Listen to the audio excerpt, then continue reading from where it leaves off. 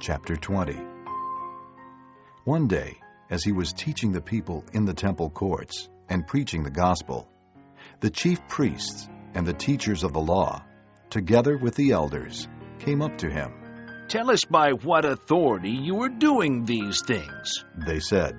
"Who gave you this authority?" He replied, I will also ask you a question. Tell me, John's baptism, was it from heaven or from men? They discussed it among themselves and said, "If we say from heaven, he will ask, 'Why didn't you believe him?' But if we say from men, all the people will stone us, because they are persuaded that John was a prophet." So they answered. "We don't know where it was from." Jesus said. Neither will I tell you by what authority I am doing these things. He went on to tell the people this parable. A man planted a vineyard, rented it to some farmers, and went away for a long time. At harvest time, he sent a servant to the tenants so they would give him some of the fruit of the vineyard. But the tenants beat him and sent him away empty-handed. He sent another servant, but that one also they beat and treated shamefully and sent away empty-handed.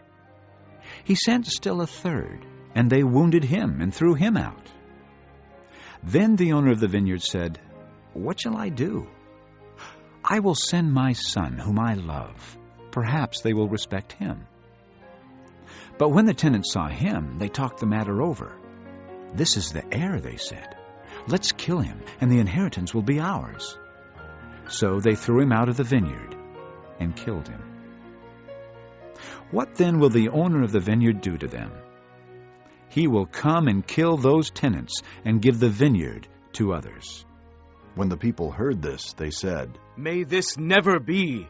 Jesus looked directly at them and asked, Then what is the meaning of that which is written, "The stone the builders rejected has become the capstone"? Everyone who falls on that stone will be broken to pieces, but he on whom it falls will be crushed. The teachers of the law and the chief priests looked for a way to arrest him immediately, because they knew he had spoken this parable against them. But they were afraid of the people. Keeping a close watch on him, they sent spies who pretended to be honest. They hoped to catch Jesus in something he said, so that they might hand him over to the power and authority of the governor. So the spies questioned him.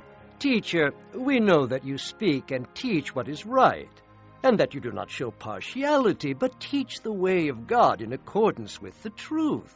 Is it right for us to pay taxes to Caesar or not?" He saw through their duplicity and said to them, Show me a denarius. Whose portrait and inscription are on it? "Caesar's." They replied. He said to them, Then give to Caesar what is Caesar's, and to God what is God's. They were unable to trap him in what he had said there in public, and astonished by his answer, they became silent. Some of the Sadducees, who say there is no resurrection, came to Jesus with a question. "Teacher, They said, Moses wrote for us that if a man's brother dies and leaves a wife but no children, the man must marry the widow and have children for his brother." Now, there were 7 brothers.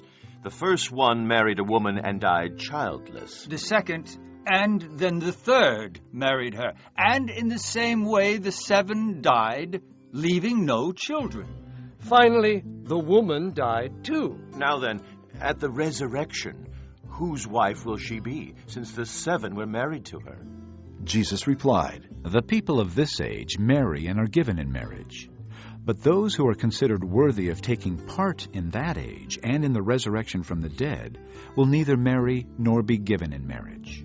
And they can no longer die, for they are like the angels. They are God's children, since they are children of the resurrection.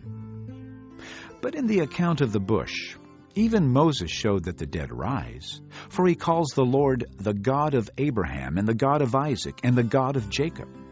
He is not the God of the dead, but of the living, for to him all are alive. Some of the teachers of the law responded, "Well said, teacher." and no one dared to ask him any more questions. Then Jesus said to them, How is it that they say the Christ is the son of David? David himself declares in the book of Psalms, "The Lord said to my Lord, sit at my right hand until I make your enemies a footstool for your feet." David calls him Lord. How then can he be his son? While all the people were listening, Jesus said to his disciples, Beware of the teachers of the law. They like to walk around in flowing robes and love to be greeted in the marketplaces and have the most important seats in the synagogues and the places of honor at banquets. They devour widows' houses and for a show make lengthy prayers. Such men will be punished most severely.